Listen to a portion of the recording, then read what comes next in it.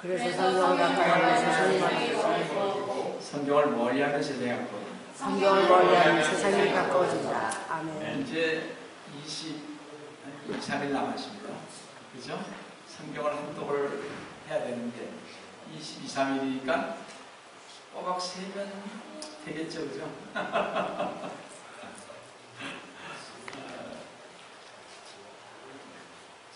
막바지에 그냥 막 몰아서 가야 되는 거 아니에요?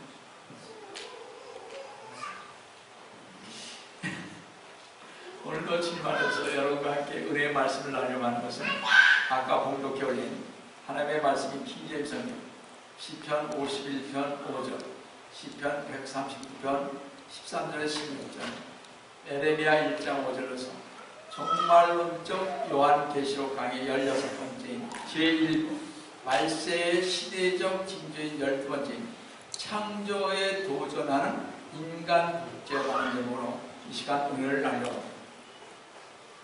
세계는 지금 지식을 통한 생명공학의 발달로 인간은 하나님과 같이 되려는 시도를 하고 있습니다. 앞으로 15년 아니면 20년 안에요, 과학기술로 인간의 한계를 뛰어넘는 놀라운 혁명이 이루어질 것으로 미 국방과학연구소나 세계의 과학자들, 각 나라의 의학연구에서 보고 있습니다. 예를 들어 인간의 두뇌의 현대 컴퓨터의 기술을 접목하여 인체의 생리, 기억, 생각, 성격, 자손을 변화시켜 우수한 인종을 만들려고 하고 있습니다. 그리고 노인들의 감퇴해가는 기억력을 되살리고 학생들의 SAT 실력을 향상시키고 군인들이요 전쟁터에 나가서 일주일간 먹지도 자지도 않고 지낼 수 있는 약을 개발 중에 있으며 운동이나 사고로 중추 신경이 마비된 사람들의 뇌에 컴퓨터 칩을 인식시켜 그 두뇌의 생각으로 인공 팔과 손가락을 작동시켜 원하는 일을 할 수 있게 하는 기술을 지금 개발 중에 있습니다. 또 잘려나간 팔다리를 다시 자라게 하는 기술을 개발 중에 있고 휠체어를 탄 장애인들이 걸어다니는 것을 보게 될 것입니다. 우리가 이미 알고 있는 것들 중에 지금 우울증 치료제 알죠? 그 프로젝트 졸록 등등은 약은 이런 약들은요 성격을 변화시키며 여러분이 잘 아시는 바이아그라는 생리를 변화시키며 운동선수들은 스테로이드제를 사용하여 근육을 변화시켜 운동을 더욱 잘하게 합니다. 생화학의 연구는 더 나아가 남성끼리도 아기를 가질 수 있게 할 수 있게 됐고요. 여성이 늙어서도 아기를 낳게 할 것입니다. 또 이 우리의 혈관 속으로 나노 단위의 미세한 로봇가 다니면서 암세포를 죽이는 연구도 진행하고 있습니다. 삼성에서는 지금 5년 전부터 그거 하고 있습니다. 또 총에 맞았을 때요 고통을 느끼지 않게 하는 방법이나 잘려진 손과 발을 다시 자라게 하는 것 등도 실험 중에 있습니다. 미국에서 전국의 기술상을 받은 레이 커즈웰은요 앞으로 10 내지 20년 안에 인간의 수명을 120세까지 늘릴 수 있고 대부분의 질병들은 예방이나 치료를 통해 완쾌될 수 있게 되며 약도 개인의 DNA에 따라 맞춤형이 되고 나노봇이란 작은 로봇가 혈관에 주사되어 질병의 진단과 치료에 사용될 것이라고 말했습니다. 지금 미국은 맞춤아기 주문 판매가 시작되었다고 2007년입니다. 2007년 1월 6일 워싱턴 포스트에 실린 기사에서는 미국 텍사스주의 샌안토니오에 위치한 에브라함 생명센터가 세계 최초로 애리조나주의 한 백인 연대서로부터 기증받은 난자, 정자, 은행에서 구한 그 정자를 그 백인 남성의 변호사로요. 그 정자로 22개의 배아를 만듭니다. 맞춤하기를 원하는 2명의 여성에게 각각 배아 2개를 시술했다고 합니다. 또요, 유타주의 한 항공사 여승무원 난자와 뉴욕주 의사 남성의 정자로 만든 배아를 곧 주문 여성에게 시술하겠다고 했습니다. 에브라임 생명센터는 배아 주문자들의 학력, 외모, 건강 등 자세한 정보를 미리 파악한 다음에 결정할 수 있으며 앞으로 태어날 아기가 성인이 될 때의 가상 모습도 컴퓨터로 미리 알아볼 수 있다고 합니다. 난자와 정자의 제공자의 학력을 대졸 이상의 20대로서 정자 제공자는 박사나 변호사 등 고학력자로 제한되고 있으며 이들은 엄격한 신체 검사와 함께 성장 환경, 가족사, 정신질환 검사도 받게 된다고 밝혔습니다. 현재 수백 명의 부부들이 배아 수술을 받기 위해 대기하고 있다는 것입니다. 이 같은 맞춤 아기 판매 시대가 열리자 학계에서는 생명윤리의 문제점들을 들어 비판의 목소리가 높아가고 있습니다. 켄터키주 루이빌 대학의 마크 로스타인 생명윤리학 교수는 말하기를요, 우리는 갈수록 아기를 상품처럼 취급하고 있다며 이것은 마치 컴퓨터를 사는 것과 같으며 아기를 컴퓨터와 같이 상품화해서는 안 된다고 생각하고 있으며 프린스턴 대학 생명윤리학회 위원장인 로버트 조지 교수도 지능, 지수와 학력 등에 근거한 배와 상품화는 세상을 인종개량이라는 무서운 상황으로 몰고 가게 될 것이라고 경고했습니다. 우리 성도들은 이와 같은 현실 앞에서 과학의 산물인 배아 인간에 대하여 성경적인 바른 생명의 가치관을 재정비해야 할 것입니다. 21세기 들어 생명공학의 발달은 생명윤리에 대한 새로운 도전으로 이제까지 하나님의 절대 주권의 영역이었던 생명의 신비를 파헤쳐 생명 현상을 인간의 합리적인 방법으로 생명을 상품화하는 배아 은행의 등장이 됐습니다. 배아 은행이 이제 만들어졌어요. 오래된 얘기입니다. 지금은 이제 자꾸 그런 걸 쉬쉬하니까 밝혀지지 않을 뿐입니다. 하나님의 절대 권한에 도전하는 종말의 징조를 드러내는 사건인데 이 배아 은행의 등장은요, 이것은 바로 하나님을 대적하는 바벨탑을 쌓고 있는 인류 역사의 마지막을 예고한다는 것을 알아야 할 것입니다. 에레미야 1장 5절을 보십니다. 내가 뱃속에서 너를 짓기 전에 너를 알았고 네가 태에서 나기 전에 너를 에레미야 목사님 거룩하게 하였고 말씀하셨듯이 인간의 생명은 하나님의 절대 권한에 속한 것으로서 하나님께서 복중에 잉태되기 전부터 계획 가운데 창조하셨다는 것입니다. 그러나 지금 세계는 인간 배아가 과연 인간 생명인가 아니면 단순한 세포 덩어리인가 라는 질문이 제기됩니다. 여기서 바로 생명의 시작에 관한 논쟁이 제기되기 시작했습니다. 이거 잘 들어보셔야 합니다. 생명의 시작에 관해서는 다양한 학설이 있는데요. 수정된 순간, 착상이 되는데, 심박동이 시작한 때, 뇌파 작동 시점인 때, 자체 생존 가능한 시점부터 아기를 분만한 데 등으로 이렇게 구분을 하고 있습니다. 지금 그거는 의학상으로 구분을 하는 거죠. 그러나 사실상 수정란인 정자와 난자가 수정된 상태부터 배아이, 그때를 배아라고 합니다. 수정 후 8주까지, 그러니까 남녀가 결합해서 임신한 그 8주까지를 배아라고 합니다. 배아시.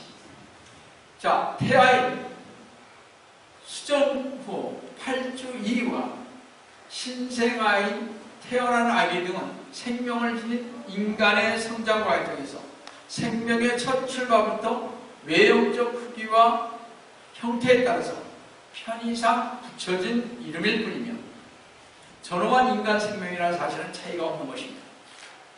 그러나 의사들과 과학자들 이런 사람들은 그런 관계가 없습니다. 그것만을 아셔야 하는 것입니다.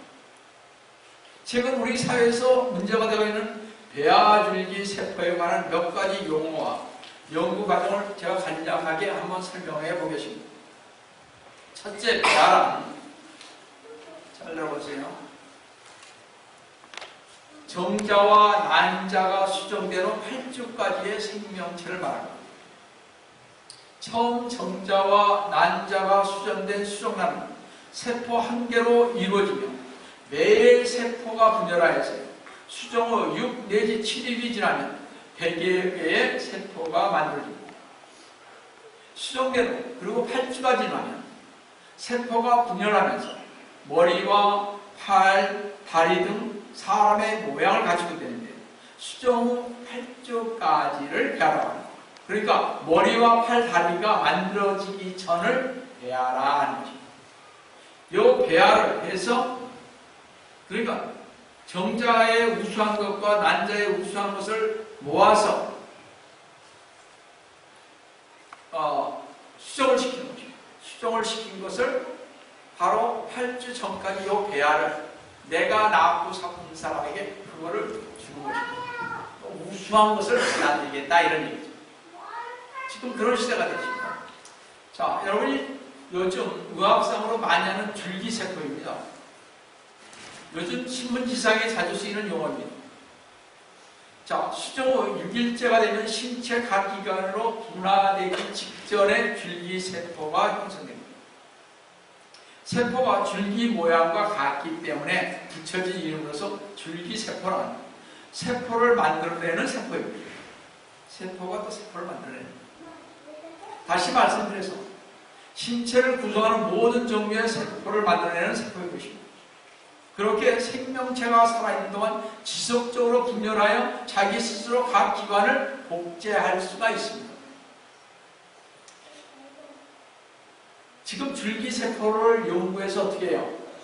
많은 것을 지금 병을 고치고 있죠. 지금 제가 얘기한 게 바로 그 얘기입니다. 이렇게 줄기세포는요, 배아에서 최초로 형성되기 때문에 보통 배아줄기세포라고 표현합니다. 성인의 몸에서도 채취되는데 이것을 성체줄기세포이라고 부릅니다.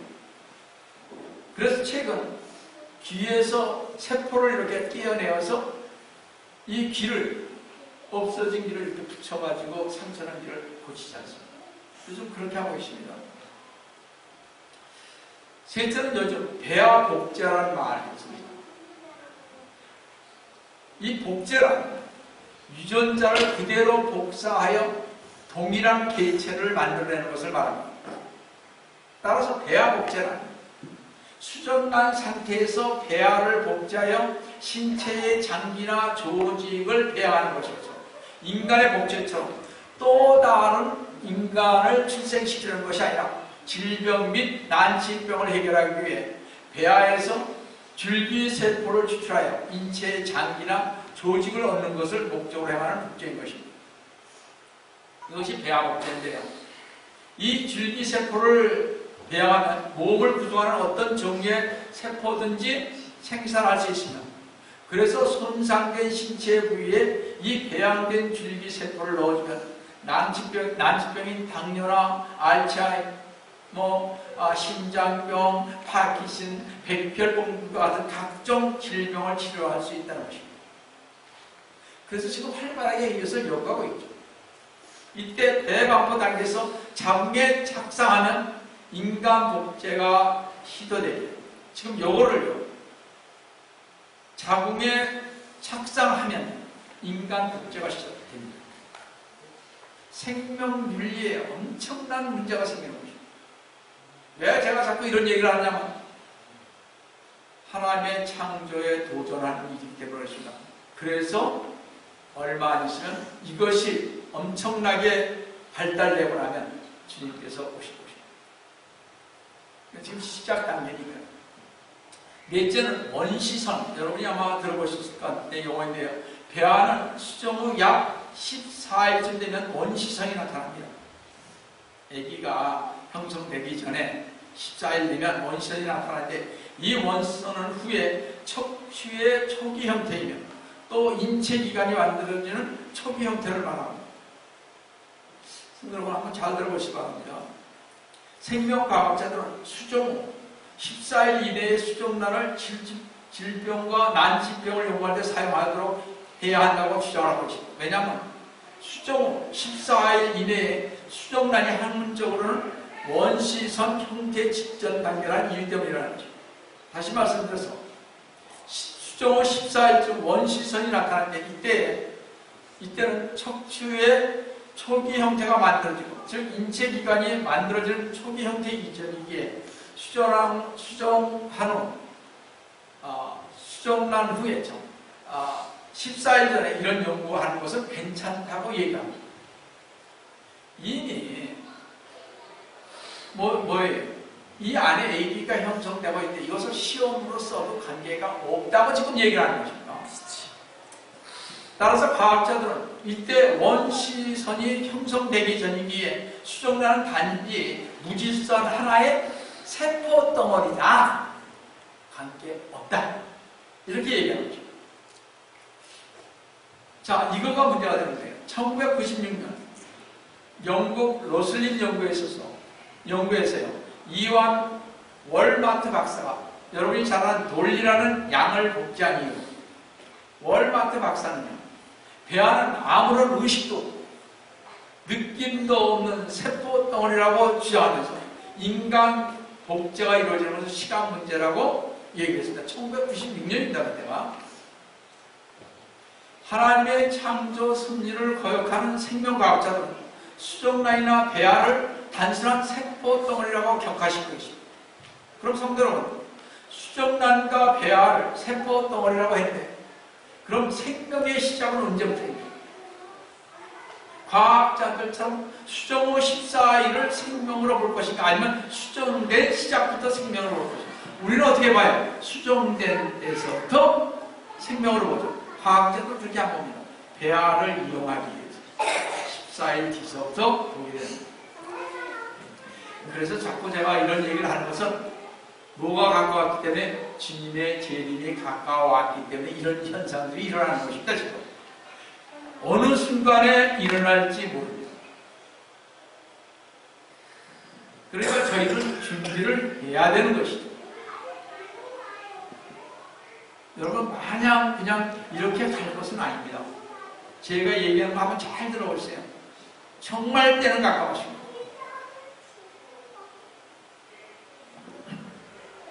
생명을 지닌 인간의 성장 과정을 보면 남녀 간의 성관계로 정자와 난자가 수정된 상태인 수정란과 수정 후 8주까지의 배와 수정 후 8주 이후부터 태어난 아기는 신생아를 불리는 것은 생명의 첫 출발부터 외형적 크기와 형태에 따라서 편의상 붙여진 이름일 겁니다. 존엄한 인간 생명이라는 사실에는 차이가, 변화가 없다는 것입니다. 그런데 이 배아에서 줄기세포를 추출한다는 것은 생명체인 배아를 죽이는 것입니다. 이걸 실험도구로 사용했으니까 이 속에 있는 그것을 꺼내서 사용하는 거예요. 사람들을 살리게 하기 위해서. 그러니까 지금 있잖아요. 상당히 심각한 문제입니다. 여러분들이 아이고 그렇지 뭐 그런 거 있겠지. 아니요. 얼마만큼 심각한지 여러분들이 깨닫지를 못했는데, 저는 자료를 찾다 보니까 얼마나 이것이 심각한지 모릅니다. 자, 치료 목적을 위해 어떤 사람에게서 장기나 골수를 얻기 위해 그 사람을 죽이는 것은 살인인 것처럼 생명체인 배아를 죽이는 것 역시 살인인 것입니다. 그럼 성도는 우리 하나님을 믿는 성도들에게 있어서 생명이 어느 시점부터 시작되는지에 대한 문제는 참으로 중요한 것입니다. 자, 그럼 하나님께서는 이 복제 문제에 대해 무엇이라고 말씀하고 계신가 하는 것입니다. 잘 들어보세요. 성경에 나와 있는 얘기입니다. 생명이 언제부터 존재한다는 것입니다. 창세기 20장 17절에서 18절을 보시면 그리하여 아브라함이 하나님께 기도하였더니 하나님께서 아비멜렉과 그의 아내와 그의 요정들을 취해 주심으로 그들이 아이들을 낳았다. 18절 이는 아브라함의 아내 사라 때문에 주께서 아비멜렉 집안의 모든 태를 닫으셨기 때문입니다. 생명의 탄생을 위해 수정이 이루어지고 어떠한 세포가 줄기세포가 되고 그 줄기세포가 몸의 각 기관으로 분화가 일어나는 것을 포함해서 모든 것을 결정하는 분이 주 하나님이십니다. 주 하나님께서는 사람의 태를 닫기도 하고 열기도 하시는 분이십니다. 하나님께서는 인간의 태를 열고 닫으시며 앞서 이야기한 것 같이 난자와 정자가 수정된 상태인 수정란이 생길 때도 2 내지 3억의 정자 중에 단 한 개만 수정에 성공합니다. 그건 아시죠? 2개가 들어가면 쌍미가 되듯이 어느 정자가 난자와 결합할지를 결정하는 것 역시 하나님께 달려있다는 것입니다. 욥기 10장 8절에서 12절을 보시면요. 이거 한번 잘 들어보시기 바랍니다. 주의 손이 나를 만드시고 나의 일체를 형성하였으면서도 이제 나를 멸하시라. 지금 욥이 내가 주께 간구하는 주께서 나를 진흙같이 만드셨음을 기억하소서. 주께서 나를 다시 티끌로 데려오시겠나요?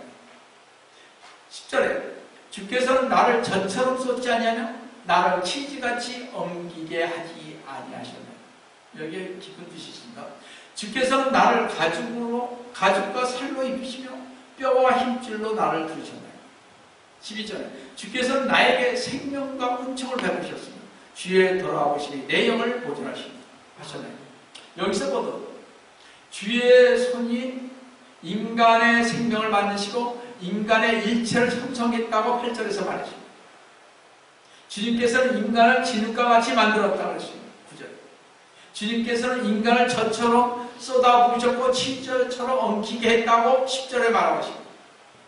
이 말씀 무슨 얘기냐면 부드러운 액체가 딱딱한 고체로 변화되는 과정인 인간 태아의 형성 과정과 발전을 보여주는 것입니다. 인간 태아의 형성과 발전을 보여주실 뿐만 아니라 또 주님께서 11절에 뭐라고 했어요? 나를 가죽과 살로 입히셨고 뼈와 힘줄로 나를 두셨나요? 지금 계속 이 발전된 과정입니다. 엄마 태에서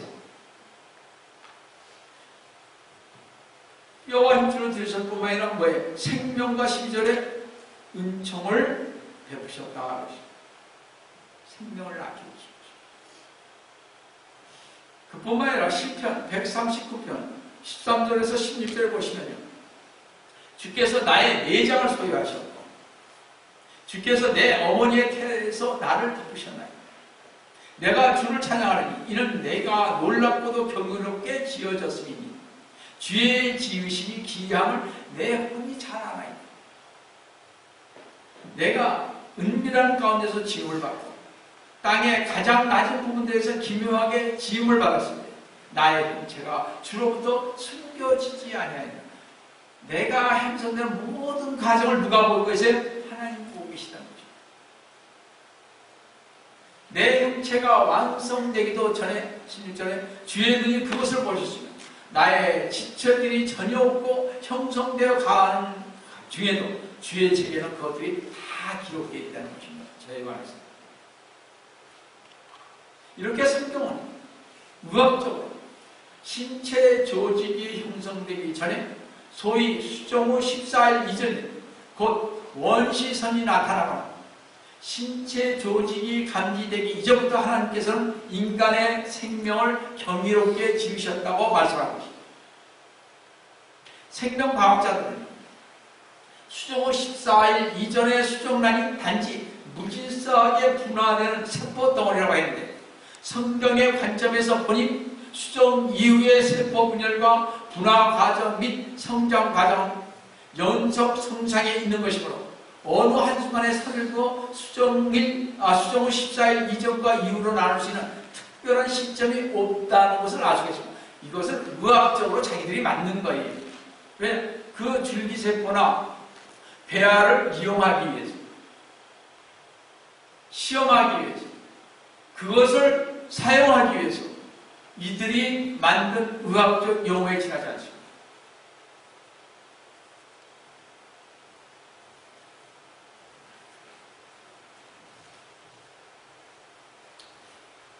여러분, 수정된 순간부터 14일까지의 생명의 신비를 전혀 알지도 못하고 설명할 수도 없으면서요, 과학자들은 14일 이전까지의 인간 배아에 대한 연구를 허용하게 되면 질병과 난치병을 고칠 수 있게 된다고 하면서 배아를 인간 생명체가 아닌 세포 덩어리로 주장하는 것이 얼마나 무책임하고 생명을 경시하는 큰 오류를 범한 것인지를 생명공학자들은 깨달아야 할 것입니다. 이것은 낙태와 같은 살인인 것입니다. 지금 보세요. 여러분 신문지장에서 뭘 얘기하고 있어요? 전부 다 이것을 해야 된다. 줄기세포 얼마나 좋은 것이냐 말이죠. 배아에 이 저것을 빼서 이렇게 사람을 고치면 얼마나 좋은 것이냐. 지금 이렇게 얘기하고 계십니다. 하나님께서는 수정란을 형성하기 전부터 놀라운 생명의 신비를 정자와 난자에 부여해 놓았으며 정자와 난자가 결합하여 수정란이 형성된 이후 모태로부터 출생할 때까지의 과정은 생명의 신비가 연속적으로 펼쳐지며 하나님의 창조 질서가 진행되는 것입니다. 성경은 하나님께서 모태에서부터 인간을 지으셨다고 말씀하고 있습니다. 시편 71편 6절을 보시면요, 주께서 나를 모태에서부터 붙드셨으며 내 어머니의 배에서 나를 꺼내신 분도 주시니 내가 계속해서 주를 찬양하리. 이처럼 모태에서부터 인간의 소중한 생명이 자라고 있었던 것입니다.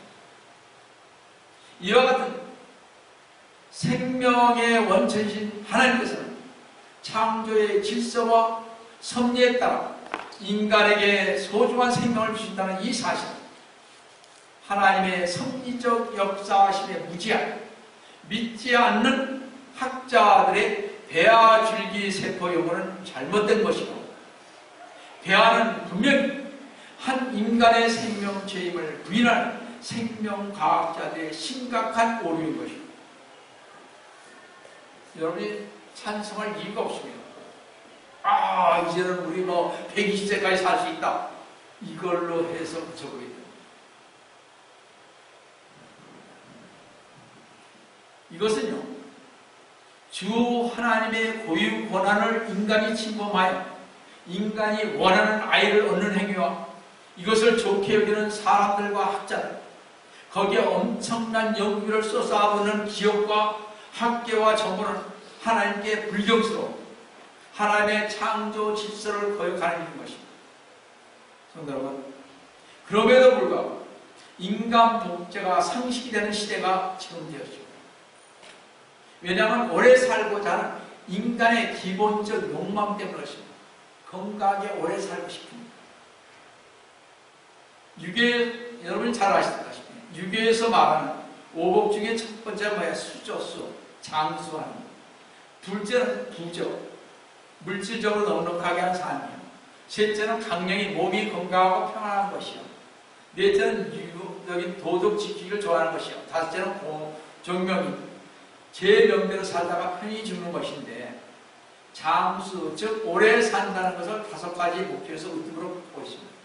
그래서 질병이나 전염병이나 전쟁이나 사고로 죽지 않고 병 없이 장수하여 천수를 다 누리는 것은 인간들의 오랜 소망이었습니다. 그래서 사람들은 생명의 연장을 꿈꾸고 있는데 인간 복제를 통해서 불로장생이 이루어지라고 생각을 합니다. 생명 연장의 꿈을 확보하기 위해 2001년 8월 28일 방한한 클로드 라엘은요, 외계인이 인류를 창조했다고 믿는 라엘리안 무브먼트의 창시자이자 인간 복제 클로네이드의 창설자입니다. 여러분 클로네이드를 한번 쳐보세요. 잘 나옵니다. 이 창설자로서 서울 신라호텔에서요. 가진 기자회견에서 새로운 것에 대한 거부반응이 인간 복제 프로젝트를 위협하고 있지만 최초의 인간 복제는 앞으로 6개월에서 24개월 안에 탄생할 것이라고 했습니다. 2001년 현재 한국에서는 8명, 전 세계에서는 약 2,000명이 복제를 신청했습니다. 이미 한국은 지금요 수십 명 아니면 수백 명, 지금 밝히질 않아서 그렇습니다. 세계에서는 수만 명이 복제를 신청하고 있습니다. 잘 들어보세요. 미국인 부부가 태어난 지 10개월 만에요. 사고로 숨진 딸이 있었습니다. 그 딸을 그대로 복제해달라고 100만 달러를 거두면서 시작된 것으로 알려진 인간 복제 시도. 이것이 2001년 2월 18일 조선일보 신문에 나온 것입니다.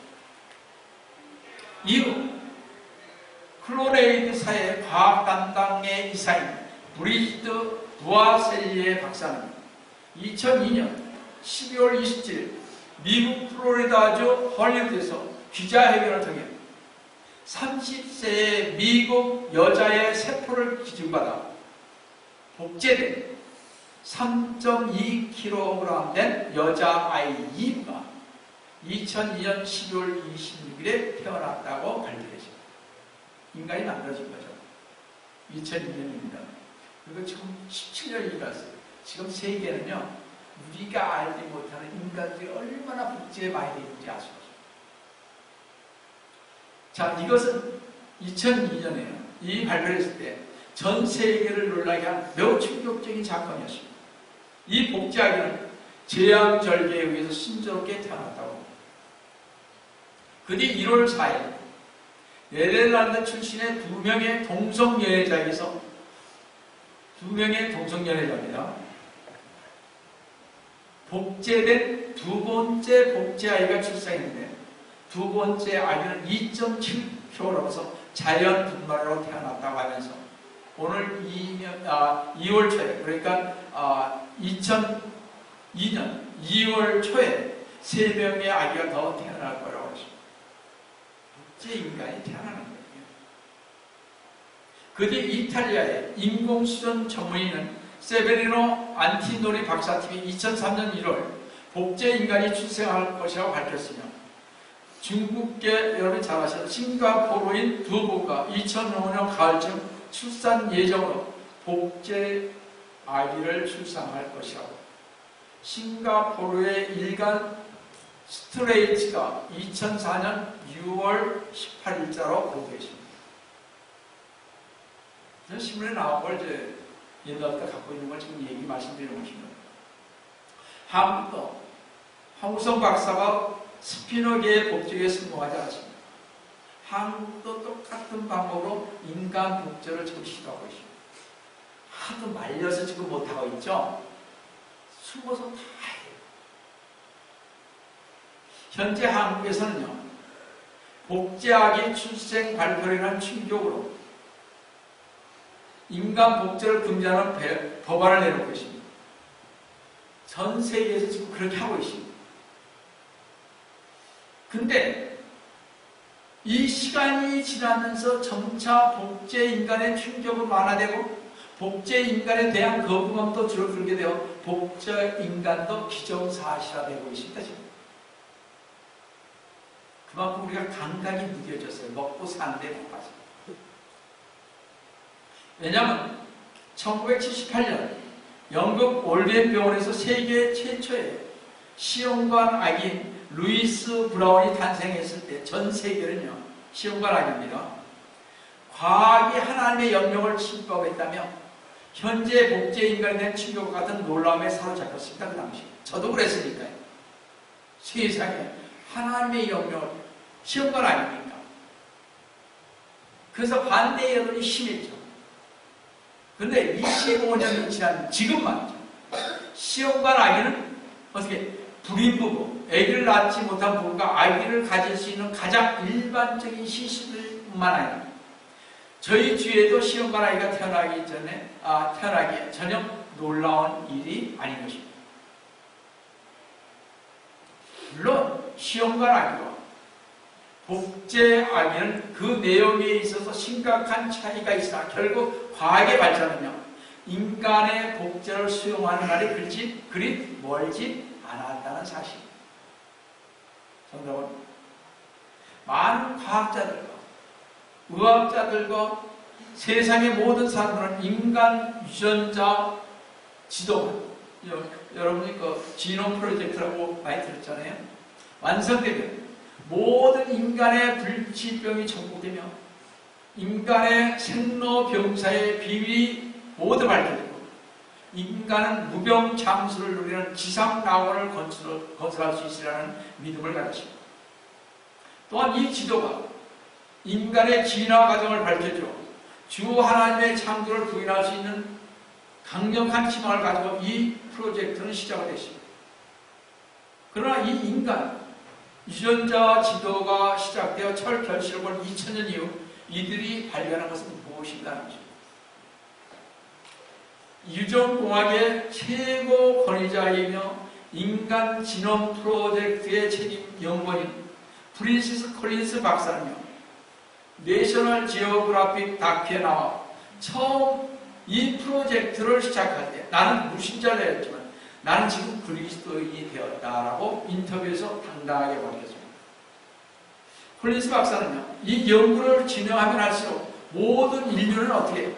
한 쌍의 남녀에서 출발하여 현재 인류가 형성되었으며 우연히 발생했다 하기에는 너무나 정교하게 구성된 이 유전자의 배열에서 이 유전자가 창조주의 작품이라는 사실을 확신하게 되었기에 프린시스 박사는 그리스도인이 되었던 것입니다. 지금 말이죠. 여러분이 그 노아 있잖아요. 노아에서 잘 보세요. 노아의 세 아들이 있었죠.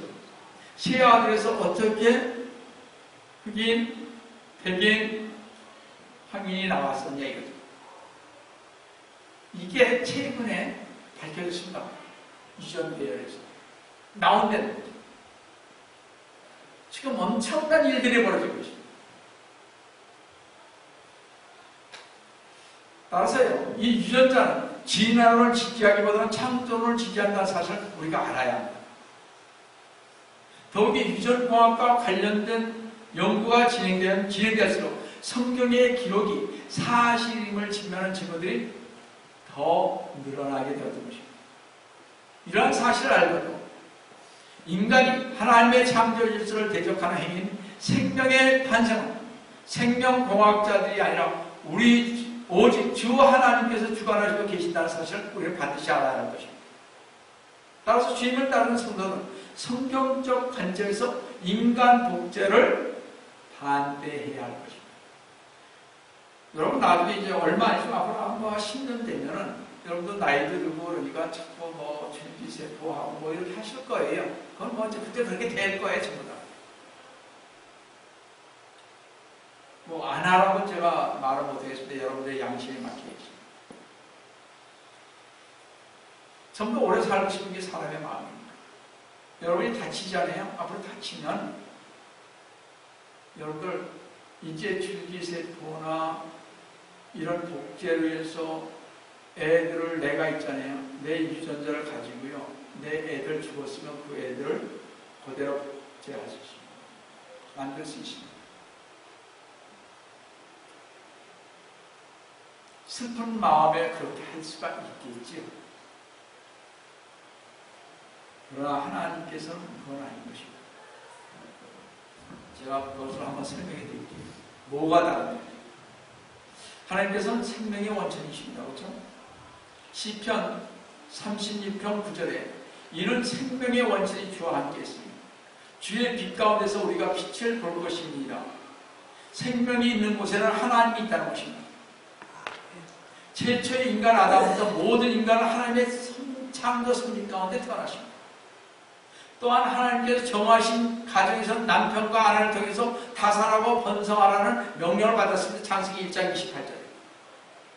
근데 인간이 하나님의 섭리적 역사를 좌지우지하겠다는 것은 인간 생명을 증명하는 것은 하나님을 대적하는 것이며 하나님의 창조 질서에 도전하는 것이다. 그뿐만 아니라 여기서 잘 들어보세요. 과연 복제된 인간은 영과 혼이 있는가 하는 것이다. 있어요? 복제된 인간.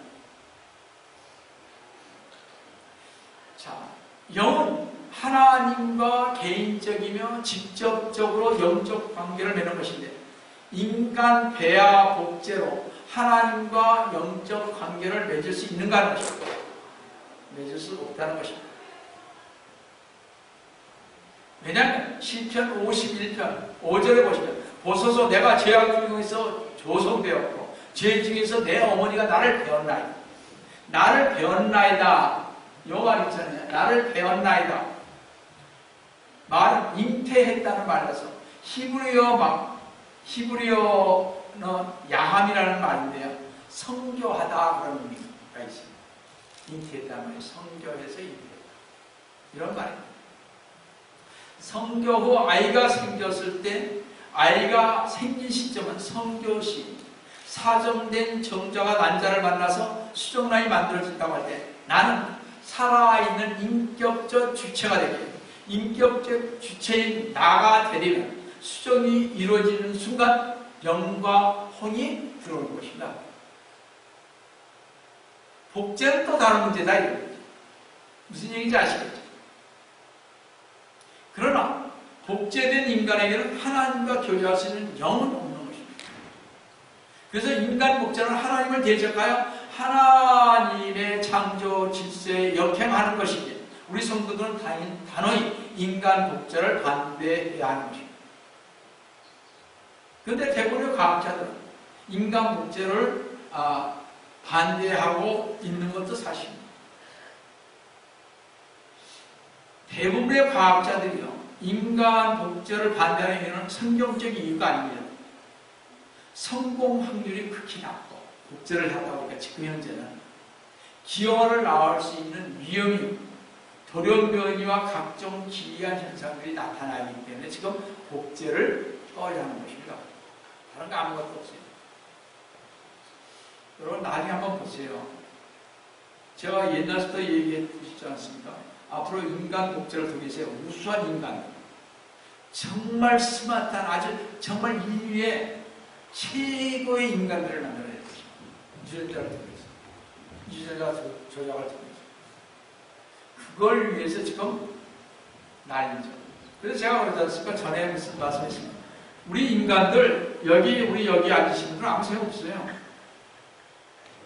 5억만 살리겠다는 것입니다. 80억입니다. 그게 이들의 프로젝트입니다. 나머지 75억은 다 죽어도 관계 없어요, 저희들은. 이것이 일루미나이트, 브레메이스, 예수의 3변의 이런 사람들이 하는 거죠. 이거 좀 들어가면요, 무서운 계획입니다. 그들은 적그리스도의 오기를 지금 기다리고 계십니다. 세상 망하는 거 관계 없어요, 여러분들. 그것도 막 폭탄 떨어져서 망하는 거 관계 없습니다, 그들은. 그냥 이런가 보다 하고 사니까 그렇죠. 그래서 여러분들은 주님이 오신 것을 대비해야 한다는 것입니다. 제가 이 얘기하는 것은 그것뿐입니다.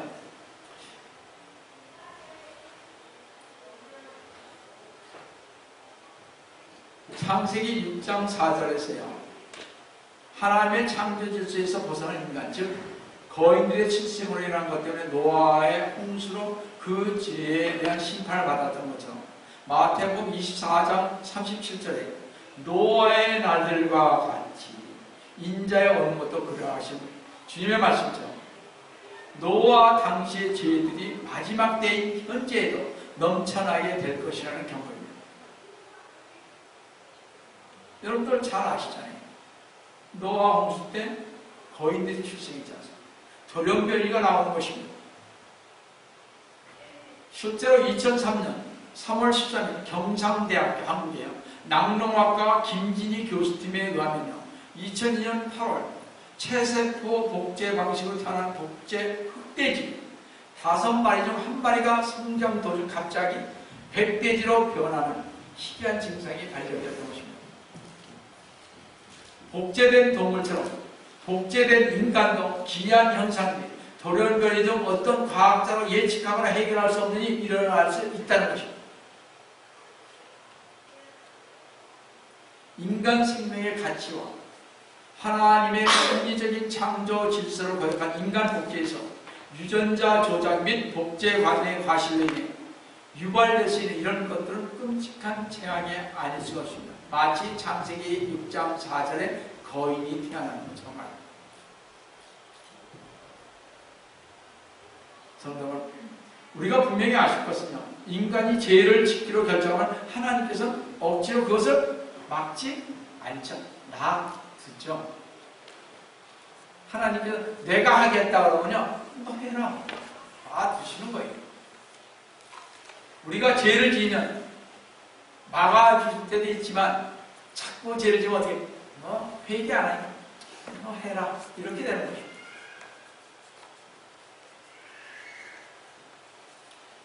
하나님께서 잘 보세요. 그들의 죄에 그들을 내버려 두시기 때문입니다. 로마서 11장 28절에서 잘 보시기 바랍니다. 그들은 자기들의 지식 가운데 하나님 두기를 싫어하니 하나님께서 그들을 버림받은 마음에 내버려 두시어 온당치 아니한 일을 하게 하셨다. 인간 복제 역시 갖가지 이유를 들어 과학자들과 국가는 합법화할 것입니다. 시도하는 것을 막을 수 없을 것입니다. 이제 합법화할 것입니다.